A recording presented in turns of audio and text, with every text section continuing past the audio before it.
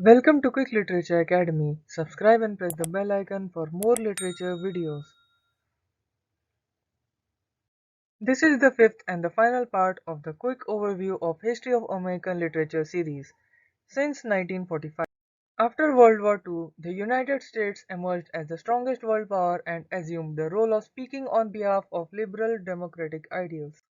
In the aftermath of the economic and cultural reorganizations of the war, American society became fascinated by cultural homogeneity and political unity.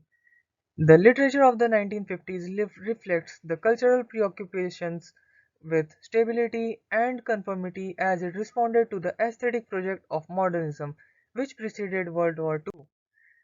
The assassination of President John F. Kennedy in 1963 began a dozen years of cultural revolution in which intellectual unrest over the Vietnam War resulted in urban and campus violence, but also gave rise to movements for the betterment of women, blacks, and Native Americans. The political divisions, disruptions, and uncertainties of the 1960s were mirrored in the literature of the decade, in which writers came to terms with changing attitudes toward social involvement, government and corporate power, individual and minority rights, drug use, and technological advances like television and consumer air travel that encouraged a global perspective but disrupted normal ways of thinking about time and space. After the Vietnam War, Americans voted on their cynicism about government intervention and nostalgia for traditional values by electing Ronald Reagan president in 1980.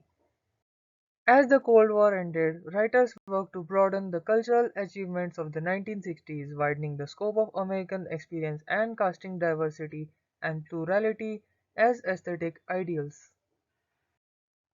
This is the end of the five-part series. Thanks for watching.